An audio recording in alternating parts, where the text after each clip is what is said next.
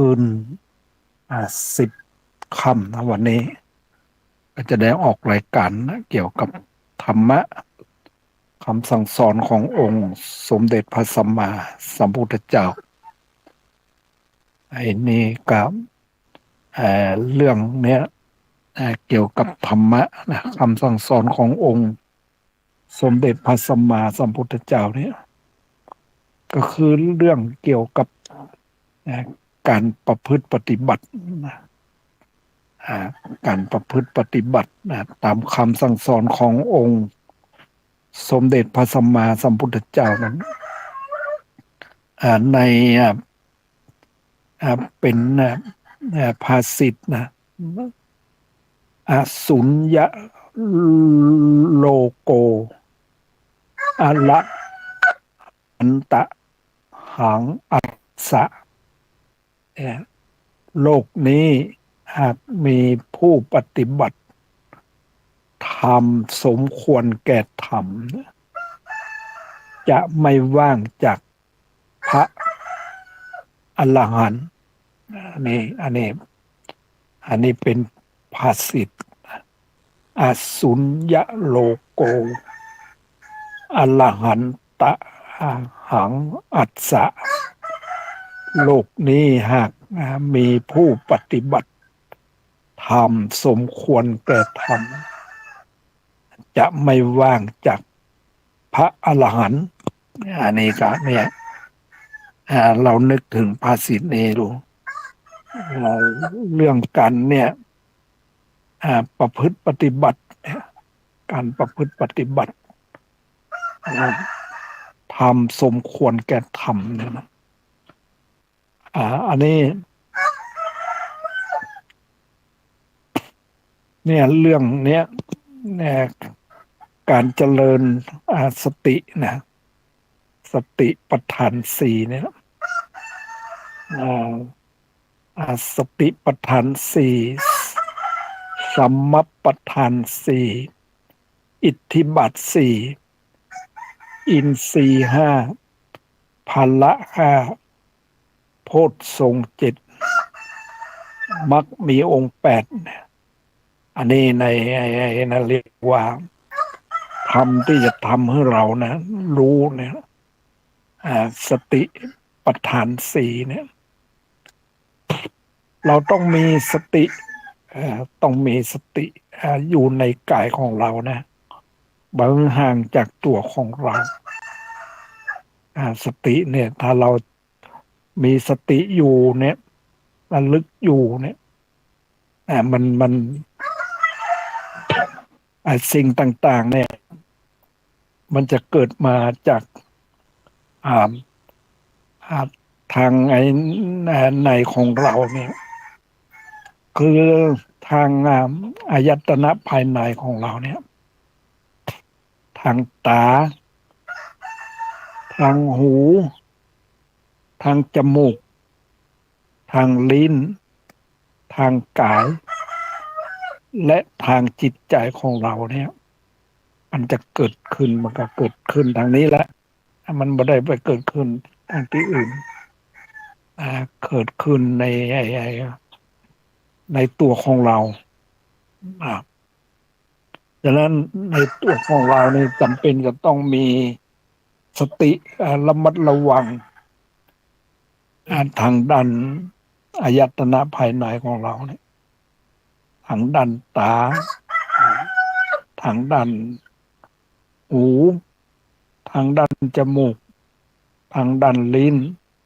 ทางด้านกายและทางด้านจิตใจของเราเนี่ยมันอย่างจะเกิดมันก็เกิดทางนี้แหละแต่ถ้าเรามีสติอยู่ทุกขณะมีสติอยู่ทุกเวลาเนี่ยเราก็จะเหมือนกับเราเนี่ยเหมือนมันเป็นนายประตู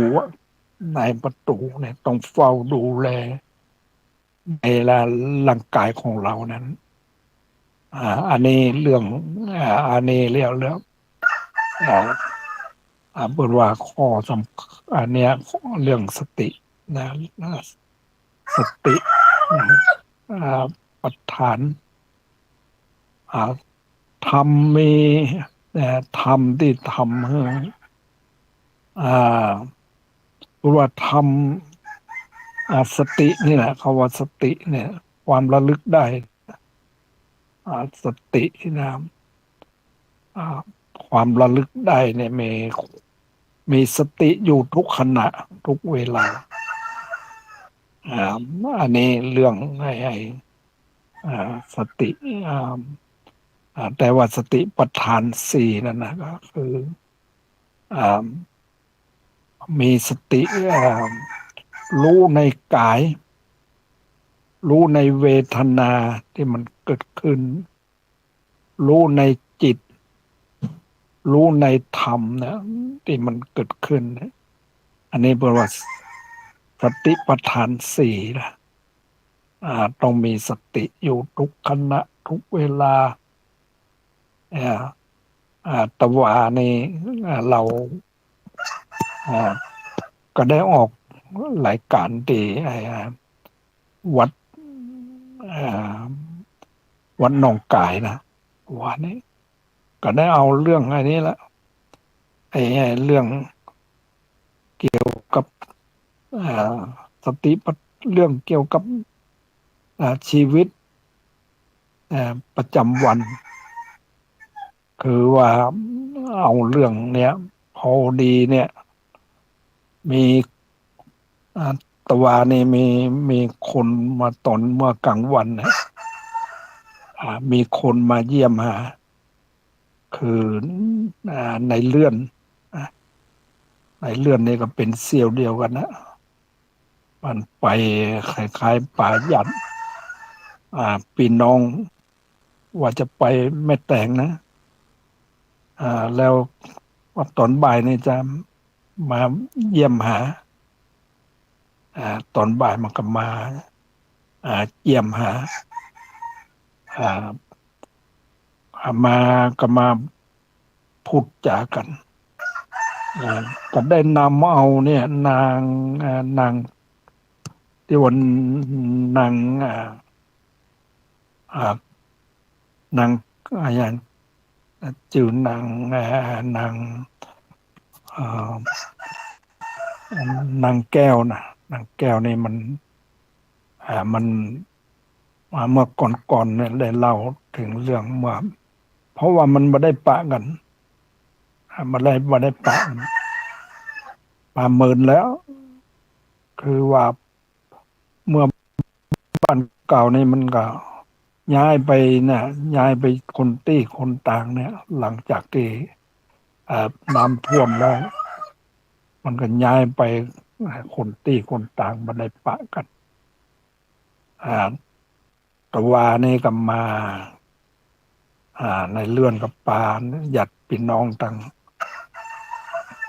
อ่าอ่าเขานี่แหละ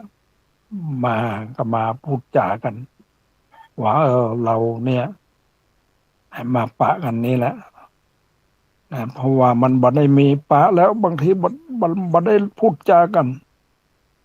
อ่าว่าเมื่อบ้านเก่านั่นนะเราย้อนถึงบ้านเก่าเนี่ยว่าเมื่อบ้านเก่านี่มันก็บ้านอ่าแตกสลายขาดมันไปคนตี้คนต่างเมื่อพอดีตะวาเนี่ยได้มาเยี่ยมมาก็มาพูดคุยกันเรื่องไอ้นี้แหละเรื่องไอ้เกี่ยวกับตั้งแต่นั้นไปแล้วอ่าตั้งแต่บันแยกยังไปแล้วก็ได้มาพอดีตัวนี้ในเลื่อนนี่ก็พามากับเนี่ยได้มาว่าพอดีก็มาก็เหมือนว่ามาอ่าดำหัวตัวนะมาอันนั้นตัวเนี่ยเพราะว่าเราก็เนี่ยแหละ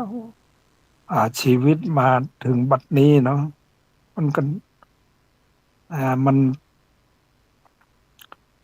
ตั้งอ่ากี่ปีมาแล้วเนี่ยพอพศ2500 505เนี่ยนำมันขึ้นมานะ506ก็ต้องหนีจากนั้นไปคนละทิศละทางแต่เขาก็ไปเนี่ยสำหรับอ่าสุกแก้วเนี่ยมันก็ไปอยู่ที่ยังเปียงนะบางทีเราไปยังเปียงแล้วก็เราก็ถามหาอยู่นะว่าอันอยู่ดังใดบางทีไปยังเปียงก็ไปบ้านน้อยโสน้อยโสนี่ก็อ่าเป็นเป็นผัวอีไหล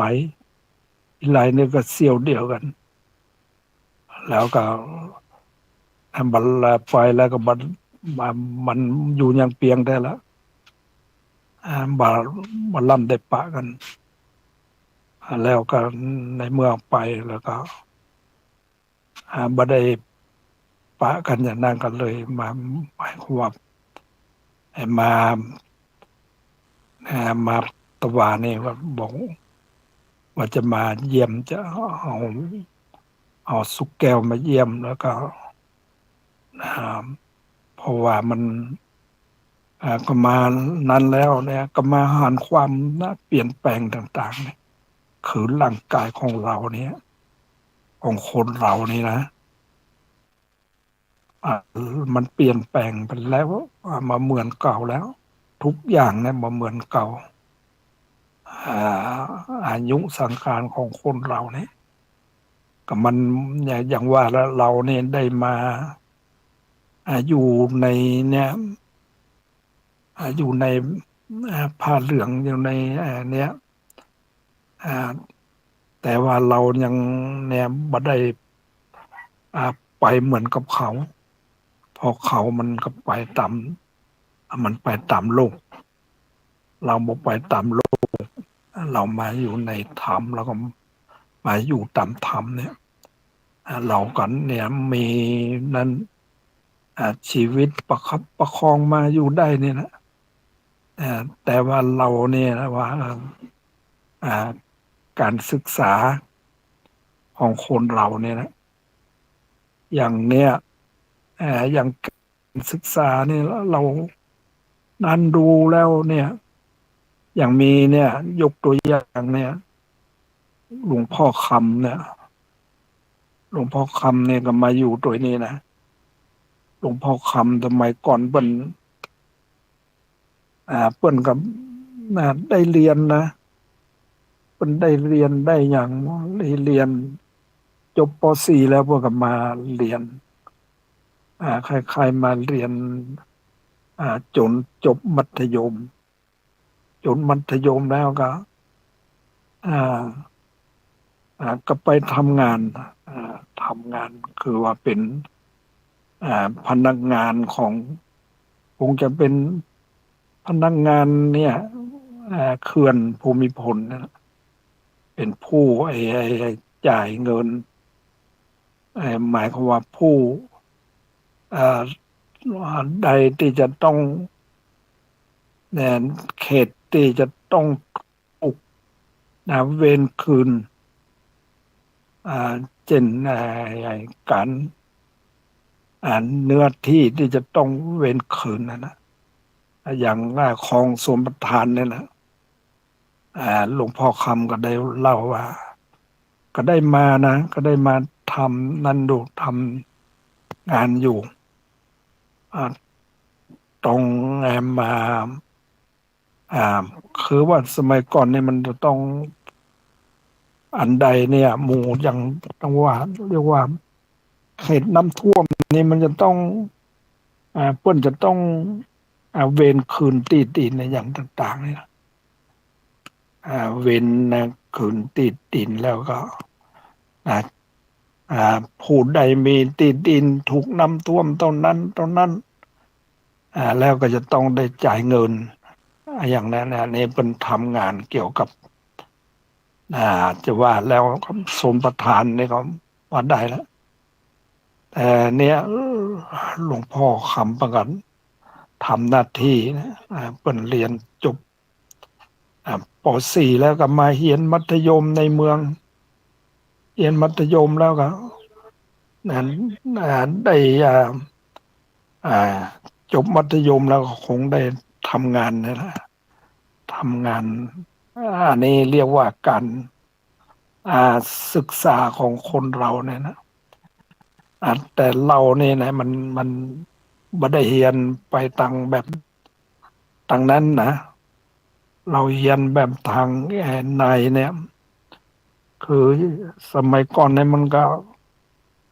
ไปอาศัยอยู่ในวัดอาศัยอยู่ในวัดเนี่ยก็จะเรียนไปทาง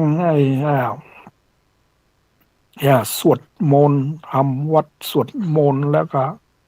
ท่องนะอันเนี้ยก่อนที่จะได้บวชนี่จะต้องท่องสามเณรสิกขาอย่างเนี้ยอ่าอ่าจนไปสอบสามเณรสิกขาได้แล้วก็จึงจะได้บวชแล้วก็เรียนเนี่ยนักธรรมเนี่ยนักธรรมตรีนักธรรมโทนักธรรมเอกเนี่ยอันนี้เรียกว่าเราเนี่ยสมัยนั้นเนี่ยเราเนี่ยก็ได้เรียนนะจะว่าแล้วดูแล้วกับเนี่ยการเรียนเนี่ยหลักนักธรรมเนี่ยก็เป็นคำสั่งสอนขององค์สมเด็จพระสัมมาสัมพุทธเจ้าอันนี้แต่ว่าเราเนี่ยมาอ่านึกแล้วเนี่ยเราเรียนแบบท่องแบบเนี่ยนวโกวาทเนี่ยอ่าอย่างอ่าอ่าธรรมมีอุปกระมากสองอย่างเนี่ยหนึ่งสติความระลึกได้สองสัมปชัญญะความรู้ตัวนี่ทำเป็นโลกบาลคือคุ้มครองโลกสองอย่างหนึ่งหิริความละอายต่อบาปสองโอตตัปปะความเกรงกลัวต่อบาปอันนี้เรียกว่าทำเป็นโลกบาลคือคุ้มครองโลกสองอย่างโลกของเรานี่จะอยู่เย็นเป็นสุขได้ก็เพราะว่าเรามีอ่าอ่าความมีเป็นมีโลกธรรมธรรมคุ้มครองโลกหิริความละอายต่อบาปโอตตัปปะความเกรงกลัวต่อบาปอ่าอันนี้อ่าภัยมานะฮะภัยภัยก็ไอ้อย่างลุงหาลุงถากอะกำลังออกอากาศอยู่มันเป็นยังเข้ามาได้กำลังออกอากาศอยู่มันเป็นยังกำลังออกอากาศอยู่อันนี้เรื่องเกี่ยวกับเทศออกอากาศสถานีวิทยุไอ้วันหนองไก่อ่าฮะประมาณเนี้ยคือว่ายังประเดี๋ยวนี้ยังมาถึงเกิงเดินน้อยที่จะถึงเกิงมันชั่วโมงนึงเนาะจะได้เทศออกชั่วโมงนึงอันนี้รอนั้นฟังไปกันก็ได้อ่ากำลังออกอากาศอยู่อ่าอันนี้เรื่องเนี้ยตะวานี่ก็เลยเนี่ยมีในเลื่อนนะถึงญาติมันมาหาหาตะวานะเพราะว่ามันก็ห่างเหินกันไปเหมือนแล้วมามาพบปะตะวาแล้วก็มาหารความเปลี่ยนแปลงของคนเราเนี่ยคือว่าเมื่อก่อนมันก็ไปทำอย่างหนึ่งเราเอ่อตะวานี่อ่าก็เล่าเออกันฟังไว้บอกสุกแก้วนี่นะ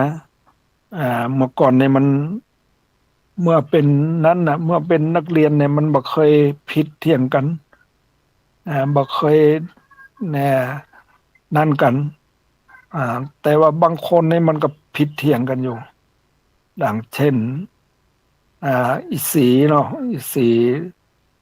เมียดาติบเนี่ยบางทีก็นะชอบจะตีลูกกุยกันอยู่นะ แต่ว่าไอ้เนี่ยแล้วก็มีภัยหลายคนอย่างอีกไข่อีกไข่นั่นก็มันไปอยู่ปุ่นนะไปอยู่แม่ละนะบัดนี้ลูกมันก็มาอยู่ที่เนี่ยท่าน้ำมาทำเรือข้ามฟากอยู่แต่อีนะอีกไข่ในบางทีก็บ่เคยถูกกันเท่าไหร่แต่ว่าบางคนกันนั่นกันอย่างอ่าถามถึง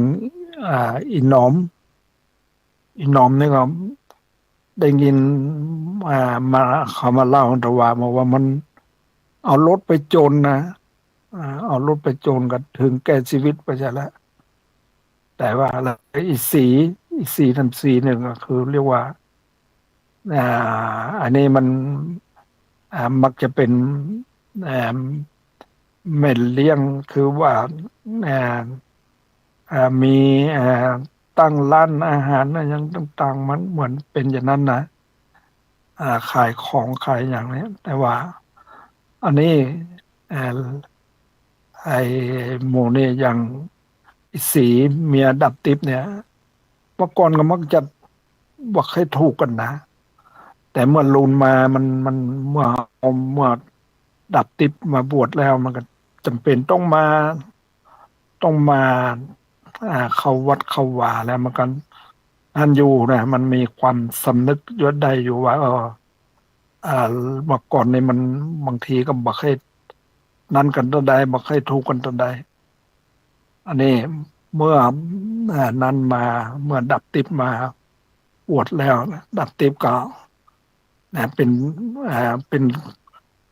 จะว่าเป็นเพื่อนกับเพราะว่ามันดับติ๊บมันแก่แล้วเราไปปีเนี่ยแต่ว่าดับติ๊บนี่ก็มีความหมายก็ว่าเอามาบวชมาอยู่ที่นี่ก็มาแกก็มาอ่านอนวัดนอนวามาถืออุโบสถศีลถืออุโบสถศีลแล้วก็อ่าอ่าได้บวชได้บวชเป็นพระบวชแล้วก็มาอยู่กับเขานี่แหละแล้วก็อย่างว่านั่นนะมันก็เอ่อเมื่อมันยังบบวชนี่นะเป็นตำรวจอยู่เนี่ยมาแล้วกับ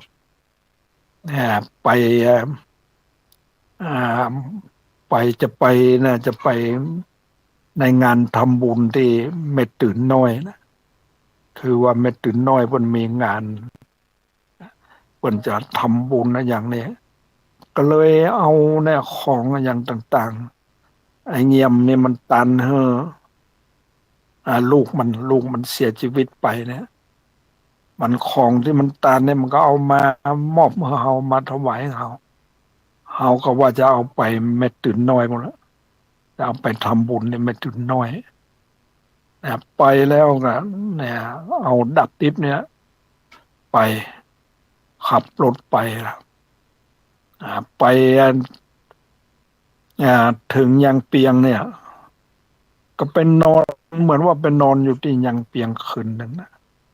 ลุงเจ้ามาก็ไปลุงเจ้ามาก็ว่าอ่าจะไปฉันข้าวที่บ้านน้อยโสเนี่ยบ้านอีหลายเนี่ยอีหลายก็เป็นญาติกันนี่แหละอ่าพอดีเนี่ยไปฉันข้าวที่บ้านน้อยโสเนี่ยอ่าไปแล้วก็อ่าฉันข้าวที่นั้นบอกว่าจะไปเนี่ยจะไปเนี่ยจะไปเม็ดตื่นนะแล้วก็จะลวดออกพุ่นนะไปตังอ่าท่าสงอย่างไปตังไอ้อ่านั้นน้อยโซก็บอกว่าไปทางนี้นะบัถ้าไปแล้วตอนนั้นมันฝนมันลงอยู่ฝนมันโปรยอยู่นะมันลงอยู่เรื่อยๆฝนมันอ่าฉันเข้าแล้วก็น้อยโซก็บอกว่าเฮ้ยไปทางเพเลยไปทางกลับไปทางเนี่ยอ่า ไปทางแม่เสลียงแล้วก็เข้าไปทางนั้นนะเราก็บัดเจือในโสแล้วออกไปกับไปดีไปปะครูบาชานุตอนนั้นครูบาชานุมันยังเปิ้นจะไปเหมือนกันนะจะไปไอ้เม็ดตื่นน้อยเหมือนกันนะก็เอารถของเพื่อนก็มีนะแต่ว่าคนขับรถของเพื่อนและคนติดตามเพื่อนก็มีหลายอยู่พอดีไปด้วยกันนะไปไปพอถึงนะนั้นแล้วเนี่ยมันทางมันขึ้นเนินเนาะรถมันขึ้นบันไดเนี่ยครูบาสนุก็เอาลูกน้องเนี่ยมาลูกน้องมาช่วยยุรถของเราเนี่ยเพื่อพ้นจากต่างที่มันขึ้นยากเนี่ยแล้วเราพ้นแล้วเราก็ไปอยู่คอยนะไปอยู่คอยครูบาสนุคอยจะได้ก็บอมาเนี่ยอ่าเมื่อบอมาแล้วเอาเราก็ต้องไปก่อนแล้วไปก่อนแล้วก็มันไม่ได้ไปต่างที่จะไปหาไม่ตื่นน้อยนะมันแยกไปไปต่างจะไปแม่สลิดอ่าพอเราไปทำต่างเนี่ยมันก็อ่ารถมันก็มันไปติดไปติดมันรถบักขึ้นแล้วอ่ามันก็แยกครูบาสนุก็ไปมันก็เราก็ไปคนละทางนะไปแล้วก็อ่าพอดีเนี่ยก็มีปะหมูเจ้าเขาเนี่ยเขา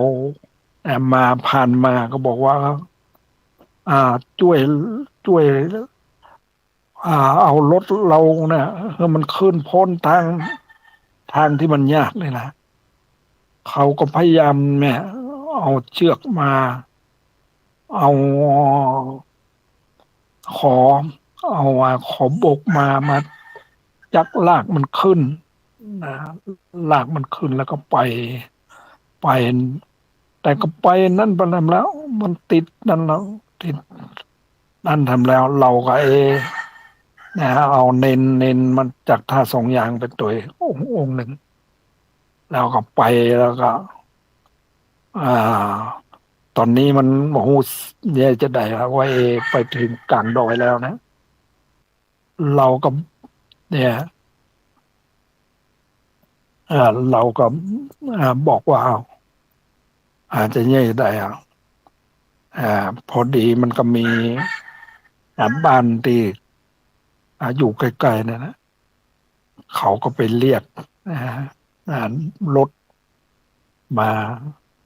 ก็เอารถมาแล้วเอารถเขามาลากรถเรานะรถจะต้องใส่ไอ้เนี่ยจะต้องใส่ปลอกไอ้ใส่โซ่นะใส่โซ่ตั้งล้อหลังนะแล้วมีคนตามมา3-4 คนแล้วก็มาดึงรถเราไปนะดึงรถเราขึ้นไปที่มันทางมันยากลำบากแต่ว่าเวลาขึ้นเนี่ยมันดึงรถของเราขึ้นก็มีคนอยู่ดังหลังรถเขาก็อ่าโฮมใครให้โฮมช่วยกันโฮมให้มันเขย่ารถให้มันขึ้นไปได้นะอ่าแต่เมื่ออ่าขึ้นไปแล้วเนี่ยมันพ้นไปแล้วเนี่ยเวลาลงนี่แหละเวลาลงนี่ลำบากลงเนี่ยดับติบจะต้องประคับประคองรถเราลงเนี่ยพอดีเนี่ยมันอ่ามันลงผ่านไปได้เนี่ยก็เนี่ยปลอดภัยแล้วเขาก็ส่งเราไปจนถึงหมดหมดทางที่อันตรายแล้วเขาก็ปล่อยเราไป แต่ว่าเราก็ของในรถนี้แหละเราก็ว่าจะนั่นจะได้ดีนะเราจะบอกว่าเอาประเด็นนี้ของในรถนี่เราเอาไปละ ขอให้มอบให้กับคนที่มาช่วยเอารถเราให้มันปลอดภัยนี่เสียจะเอาไปแบ่งไปปันกันก็แล้วแต่เราก็ได้เราก็ปลอดภัยแล้วก็ไปละตอนนั้นกว่าจะไปถึงแม่กึดสามต่างกับเป็นคนน่ะ9 โมง 10 โมงเมื่อคืนนะก็ไปถึงแล้วเนี่ยฝนมันตกนะฝนมันตกเมื่อเจ้าฝนก็อยู่มันเป็นวันที่อย่างตอนนั้นนะเป็นวันที่5 ที่ 4 ที่ 5เนี่ยนะมันเรากับพูดกับดับติ๊บเนี่ยบอกว่าเนี่ยถ้าเราเนี่ยถ้ารถของเราเนี่ยเอาออกมาได้นี่นะเราก็จะต้องขำรถของเราจะต้องขำอยู่ระหว่างทางนะจะไปกันทางหลังก็บ่ได้จะไปทางหน้าก็บ่ได้แล้วถ้ารถเรามันบ่ได้บ่มีเข้าช่วยนี่นะดาบติ๊บก็บอกว่าอ๋อมันก็นี่แหละ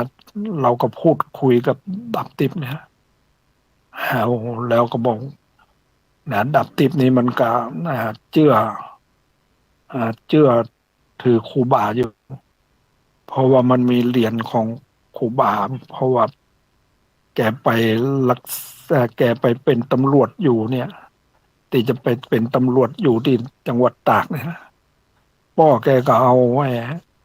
เหรียญครูบาเนี่ยมันก็ถือเหรียญครูบาเนี่ยแหละไว้ก็บอกว่าทางเส้นนี้ครูบาชนุและเจ้าคุณดีเมสลิดเนี่ยเพื่อนสร้างเนี่ยเพื่อนสร้างระลึกถึงครูบานะครูบาอันนี้ทางนี้จึงได้ได้นันกันได้ใจกันเนี่ยอันนี้ดับติบนะได้พูดกันเมื่อไปถึงบ้านญาติไม่คือสัมตาแล้วก็เนี่ยเราก็ว่าเนี่ยได้ผ่านพ้นไปด้วยอ่าปลอดภัยเนี่ยเมื่อเจ้านั้นพัดทัดมาเนี่ยมาฟังข่าวแล้วว่าอ่า รองผู้ว่าของจังหวัดน่านเนี่ยอ่าเอารถไปลงเหวเนี่ยนะแล้วก็ถึงแก้ความตายนะปีนั้นนะอันนี้เนี่ยเราเนี่ยก็บอก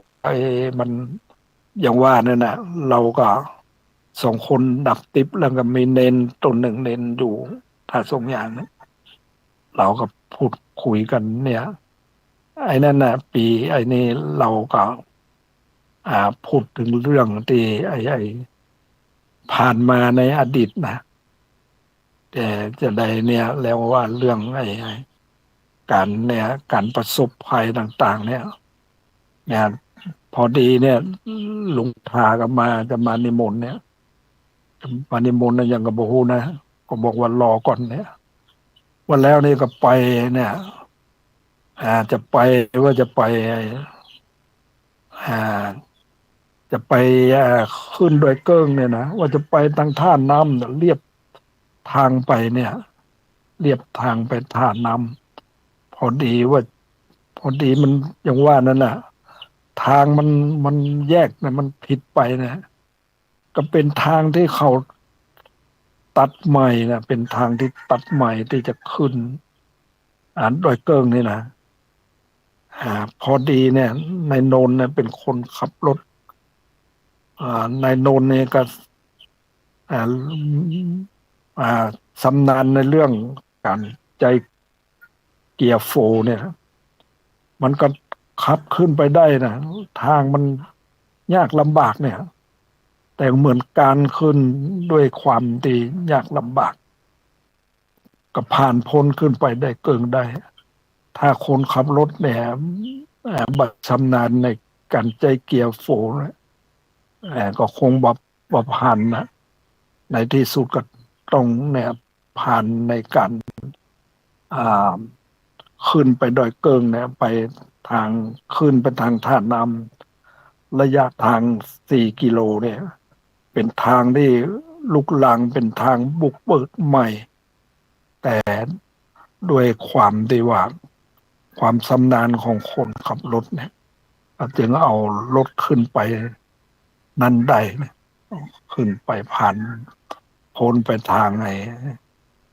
อ่าเอ่อทางไอ้ทุกข์ยากลำบากได้อันนี้เราละเอาเรื่องเก่าๆเนี่ยมาเล่าฟังเนี่ยแล้วก็อย่างว่าเนี่ยดับติดนี่ก็นะเมื่อแล้วนี่ก็เนี่ยเมื่อใกล้แกจะเสียชีวิตนะแกก็ยังถามนั่นอยู่นะว่าเอะตายไปแล้วนี่จะไปยังใดเนาะเนี่ยเราก็อันนี้มันก็พูดบ่ได้เนาะแต่ว่านี่มันก็ยังว่านะมันมันก็อ่าเพราะว่าแกก็มาจำศีลอยู่เนี่ยมานั่นอยู่แล้วมาบวชเป็นพระในมานั้นอยู่มาช่วยกันช่วยงานนั้นยังดูแต่เมื่อรูนมาเนี่ยแกก็ต้องอย่างว่าเนี่ยมันพญาธิมันมาบังเกิดในที่สุดแกก็ต้องเจ็บไข้ได้ป่วยแล้วกันถึงแก่มรณภาพไปแต่ว่าอย่างว่านะบางทีก็เรื่องไอ้บางทีความเราอยู่ด้วยกันบางทีมันก็มีความที่นั้นอยู่นะมีความบางทีก็มีความขัดเคืองใจกันบางครั้งบางคราวแต่ว่าเนี่ยเราถ้าหากว่ามีสติพิจารณาแล้วบางทีก็ความคิดของเรามันอาจจะบรรทุกเหมือนกันอ่าอย่างเนี่ยพอเรามาอยู่นี่นะแกก็ไปนะแกก็ไปซ่อมแซมเรื่องห้องน้ำก็ไปเอาเนี่ยไปแก้ไขห้องน้ำเราก็ยังว่าเราก็มันเราก็ว่าเหมือนกับว่ามันไปขัดเคืองอยู่แล้ว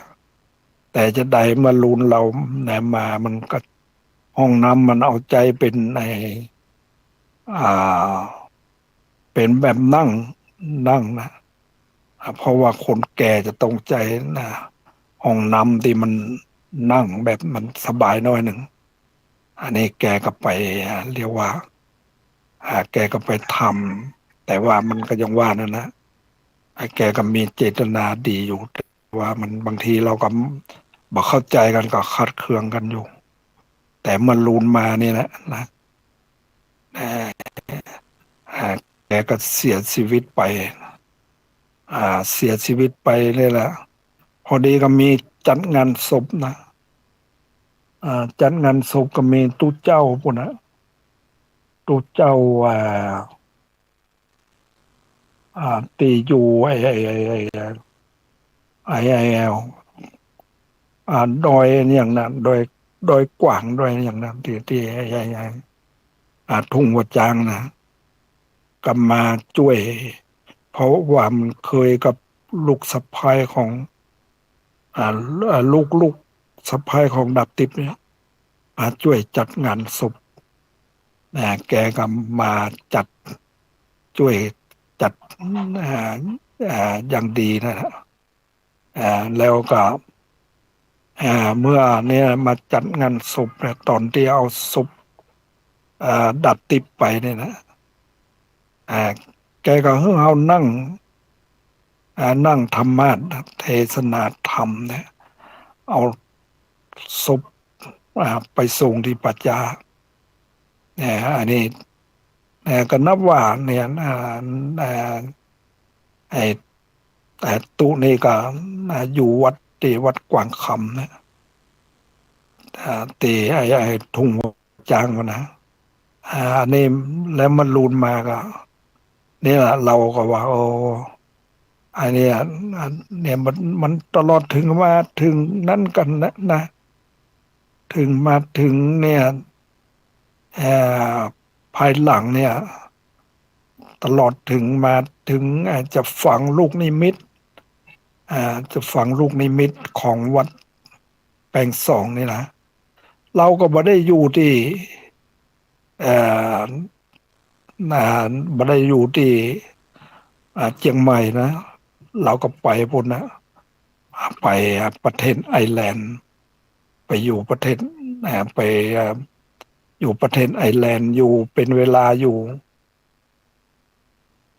เกือบ3 เดือนนะยังมาถึง3 เดือนดีระหว่าง3 เดือนนี้แหละเราก็ฝันอยู่นะว่าเออไอเนี่ยมันมีนั้นนะมันมีไอ้ที่ฝันว่าเหมือนกับมีไอ้ไม่ไม่ไม่สักเนี่ยเป็นล่ำเป็นนั้นเนี่ยแล้วฝันหันแล้วก็อ่าฝันหันดับติบใส่สุดขาวก็อ่าแล้ววายเนี่ยแล้วก็ว่ามันจะเป็นยังไงเนาะเนี่ยเนี่ยเมื่อฝันอย่างนี้แต่ภายหลังเนี่ยอ่าถามในเลื่อนบอกว่าโอ้เมื่องานศพนี่นะมันลูกสะใภ้ดับติบเนี่ยมันมาในงานเมื่องานผูกพัทธสีมาเนี่ยลูกดับลูกสะใภ้ดับติบมันมาจัดมาร่วมนะเอาลูกนิมิตรับเป็นเจ้าภาพลูกนิมิตแล้วก็นั่นมาอ่าจัดเอาหมู่มาเลเซียหรือเนี่ยนะมาเลเซียหรือว่าจากสิงคโปร์มาเป็นจำนวนหลายนะนุ่งขาวห่มขาวในงานผูกพัทธสีมา แต่เนี่ยเราก็ว่าฝันอย่างนี้มันจะเป็นยังไงเนาะถามในเลื่อนนะในเลื่อนบอกว่าโอ้เมื่อนั้นนะเมื่อผูกพัทธสีมานะหมู่เนี่ยลูกสะใภ้ดับทิพย์นี่นะมาในงานมาช่วยจัดงานในการผูกพัทธสีมาเนี่ยอันนี้แล้วเราก็เนี่ยเป็นเรียกว่าดับติบทั้งที่เสียชีวิตไปด้วยการนุ่งเหลืองห่มเหลืองเนี่ยไม่ใช่นุ่งขาวนะแต่ว่าเห็นเป็นชุดนุ่งขาวแล้วก็มีบริวารเนี่ยเป็นจำนวนหลายอยู่อันนี้เรื่องอ่าดับติบเนี่ยนะซึ่งเป็นเพื่อนเดียวกันนะแต่เมื่อก่อนนี้นะก่อนที่แกจะมาบวชเนี่ยปัญหามีการผูกพัทธสีมาที่เปิ่นว่าวัดบ้านครูบาวงนะเปิ่นก็นิมนต์วัดเรานี่ไป4 ตนเราก็หาพระที่ไปร่วมแถมเอาวัดเรานี่ไปแถมไปหาวัดจะเอาวัดพวกหงส์เป็นตัววัดพวกหงส์เป็นตัววัดพวกหงส์ก็คือพระที่มาอยู่เนี่ยนะมาอยู่อาศัยเนี่ยนะพระจากประเทศประเทศอย่างตาพุนะมาอยู่แล้วก็เอาไปตัวได้ไปตัว4 ตนนะตอนนั้นไปผูกพัทธสีมาวัดวัดครูบาวงนะพอดีเพิ่นก็เนี่ยดับติบเนี่ยเป็นผู้ตัดลูกนิมิตลูกลูกกลางเนี่ยนะตั้งลูกตั้งเมียแกเนี่ยตั้งลูกแกนะลูกสาวแกแล้วก็ลูกแกเนี่ยก็ได้เป็นเนี่ยได้ร่วมตัดลูกนิมิตที่วัดครูบาเรียกว่าวัดครูบาวงนะวัดบ้านเกิดของครูบาวงเนี่ยตอนนั้นก็รู้สึกว่าได้พบเจ้าคณะจังหวัดนะเจ้าคณะจังหวัดลำพูนนะครับพบพระครูเนี่ยพระครูวัด ที่อำเภอลีเจ้าคณะอำเภอลีเดี๋ยวนี้ก็ได้พบกันในงานผูกพัทธสีมาที่วัดครูบาวงศ์เนี่ยอันนี้เรื่องดับติบนี่มันเป็นมาอย่างนี้แหละเราก็ว่าไอ้การที่เรากับดับติบเนี่ยมันก็ไปคนละทางนะเขาก็อ่าตอนนั้นก็ไปเขามาเป็นขยมแล้วมาเป็นขยมแล้วนะก็เรียนสามเณรสิกขาเนี่ยก็จะได้บวชแล้ว แต่พ่อของเขานะส่งดับติดไปมาเรียนมัธยมมาเรียนมัธยมก็เลยเอ่อได้เป็นตำรวจไปอย่างเมื่อรูนมามันก็ยังมานั่นอยู่มาพบปะกันอยู่แล้วก็ภายหลังแกจะเสียชีวิตนี้ก็เหมือนกับพี่ชายของแกก็ให้มาคอยดูแลอยู่แล้วก็ประเดี๋ยวนี้ก็อยู่ที่นี่แหละหลวงพ่อคำเนี่ยอันนี้เราก็แล้วก็อันนี้นะเรื่องเกี่ยวกับการศึกษาเล่าเรียนเนี่ยจะต้องเนี่ยศึกษาเล่าเรียนเกี่ยวกับทางธรรมนี่นะคือเกี่ยวกับวิปัสสนาเนี่ยนะการศึกษาเรื่องตัวของตัวเองนี่นะอันนี้เราเรียนเนี่ยปริยัติมาแล้วแต่ว่าเรายังไม่ได้เรียนเรื่องเกี่ยวกับร่างกายของตัวเองเนี่ยการพิจารณาในสติปัฏฐานสี่เนี่ยอ่าสัมมัปปทานสี่อิทธิบาทสี่อินทรีย์ห้าพละห้าโพชฌงค์เจ็ดมรรคมีองค์แปดเนี่ยอันนี้ก็เป็นทางที่จะทำให้เราเนี่ยได้ถึงความดับทุกข์ความพ้นทุกข์อันนี้เราก็ต้องเอามาศึกษาเอามาพิจารณาเรื่องสติปัฏฐานสี่นี่นะการพิจารณากายในกายของเราเนี่ยเวทนาในเวทนาของเราเนี่ยจิตในจิตของเราเนี่ยธรรมในธรรมของเราเนี่ยเปิ้นว่าเรื่องพิจารณาไปในที่อื่นนะอย่างกันเราอ่าฝึกอ่าฝึกการปฏิบัติเรื่องวิปัสสนาเนี่ยเพื่อนก็จะเนี่ยเอ่อถ้าเราเป็นพระนี่ก็ต้องนั่นนะแสดงอาบัติซะก่อนถ้าเป็นคฤหัสถ์ก็จะต้องรับอ่ารับศีลห้าหรืออุโบสถศีลซะก่อนเป็นเณรก็ต้องรับสัมมันรับศีล10แล้วก็จึงจะขึ้นกรรมฐานเนี่ยเอาตัวของเราเนี่ยบูชาพระพุทธบูชาพระธรรมบูชาพระสงฆ์บูชาอ่าอ่าอุปชฌาย์อาจารย์เนี่ยบูชาบูชาเนี่ยอ่าเรียกว่าเรียกว่าขึ้นขันธ์ห้านะบูชาพระพุทธบูชาพระธรรมบูชาพระสงฆ์บูชาอ่าบูเรียกว่าบูชาครูบาอาจารย์ครูบาอาจารย์บูชาเนี่ยเกี่ยวกับนะสติปัฏฐานเนี่ยสติปัฏฐานสี่เนี่ยนะขึ้นนั้นซะก่อนแล้วก็จึงลงมือปฏิบัติ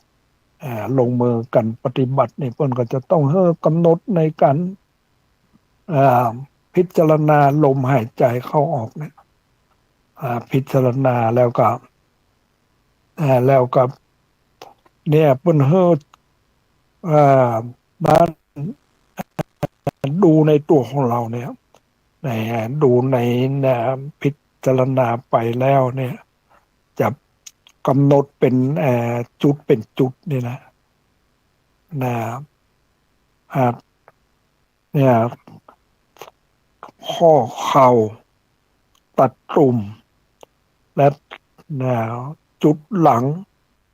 จุดเป็นตุ่มเป็นตุ่มเนี่ยจุด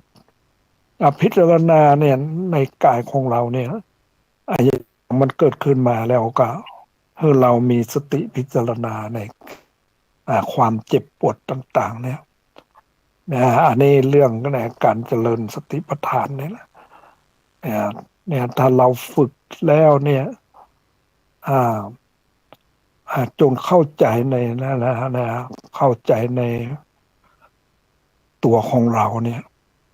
แล้วรู้จักบุญจากบาปอันใดเป็นบุญอันใดเป็นบาปแต่ว่ามันผู้ปฏิบัติแล้วเนี่ยย่อมจะรู้ในตัวของตัวเองนี่แหละอันนี้เรื่องเกี่ยวกับการเจริญสติปัฏฐานสี่เนี่ยถ้าผู้ใดเนี่ยฝึกฝนแล้วเนี่ยย่อมจะเข้าใจเข้าใจแล้วก็จะถ้ามีบุญกุศลก็จะต้องทำให้ละซึ่งสักกายทิฏฐิละวิจิกิจฉาละศีลปัตตปมาทเสียได้เนี่ยอันนี้ถ้าว่าเข้าขั้นเนี่ยเข้าขั้นโสดาแล้วก็จะมันก็เป็นการหมายความว่าจะเข้าไปในทางดับทุกข์ความพ้นทุกข์แต่คนผู้ใดปฏิบัติแล้วยังบ่ได้เข้าขั้นโสดานี่ก็ยังเรียกว่ายังบ่แน่นอนนะพอถูกกิเลสเข้าครอบงำแล้วบางทีก็น่อมย่อมไปตามเนี่ยกิเลสไปตามโลกเนี่ยนะไปตามโลกธรรมถ้าหากว่าปฏิบัติเข้าถึงโสดาแล้วจะบอกว่าไปตามโลกแล้วไปตามธรรมเนี่ยซึ่งสักกายทิฏฐิละวิจิกิจฉาละศีลปัตตมัตประมาทเสียได้เนี่ยก็จะทำให้ไปแต่ความดับทุกข์ความพ้นทุกข์อันนี้เรื่องเกี่ยวกับการเราศึกษาเรื่องคำสอนขององค์สมเด็จพระสัมมาสัมพุทธเจ้าอย่างตะกี้ได้เอาอันนี้คงจะเป็นพุทธภาษิตหรือมันอสุญญโลโกอละหันตะหังอรหันตะหังเนี่ยอัสสะเนี่ยโลกนี้หากมีผู้ปฏิบัติอาจทำสมควรแก่ธรรมก็จะไม่ว่างจากพระอรหันต์อันนี้เนี่ยอันนี้ถ้าเราพูดใดเนี่ยมาเอาอัตธรรมคำสั่งสอนขององค์สมเด็จพระสัมมาสัมพุทธเจ้ามาประพฤติปฏิบัติแล้วก็ย่อมจะได้รับผลในการประพฤติปฏิบัติแต่จะนั้นอย่างใดเนี่ยเรื่องไอ้เนี่ยเกี่ยวกับการประพฤติปฏิบัติคำสั่งสอนขององค์สมเด็จพระสัมมาสัมพุทธเจ้าเนี่ยแต่เจ้านี่ก็นันสมพรก็เอาเรื่องไอ้เนี่ยเอาไอ้เทปเก่าของเราเนี่ยออกเรื่องพระเจ้าพระเจ้าพิมพิสารกับพระเจ้าอาสาสตูซึ่งเป็นบุตรเนี่ยพระเจ้าอาสาสตูนี่ก็มีความโลภนะมีความโลภกะไปหันอย่างของเปิ้นก็อยากจะได้เนี่ยแต่บ่เหมือนป้อนะเพราะว่าป้อของพระเจ้าพิมพิสารนี่เปิ้นดวงตาเห็นธรรมแล้วเปิ้นก็บ่านั้นไปหันของเปิ้นจะสวยจะงามมากน้อยเพียงใดในเปิ้นบ่มีความโลภไปหันคนต่างๆเนี่ยที่จะ มีความสวยความงามอย่างนั้นอย่างนี้เนี่ยนะความนี่ก็บอกครอบงำแล้ว คือว่าความโลภความโกรธความหลงนี่บอกครอบงำแล้วเป็นพระโสดาบันบุคคลนะพระเจ้าพิมพิสารนี่เป็นผู้ทรงธรรมเป็นพระมหากษัตริย์ที่ทรงธรรมนะบอกไปอบายภูมิเนี่ยอันนี้เป็นเรื่องสำคัญวันนี้ก็คิดว่าได้เวลาแล้วก็ขออนุโมทนากับอ่าอ่าพระครูวิศวัตรและพระครูปริยัติและท่านผู้ฟังทั้งหลายก็ขอให้มีความสุขความเจริญ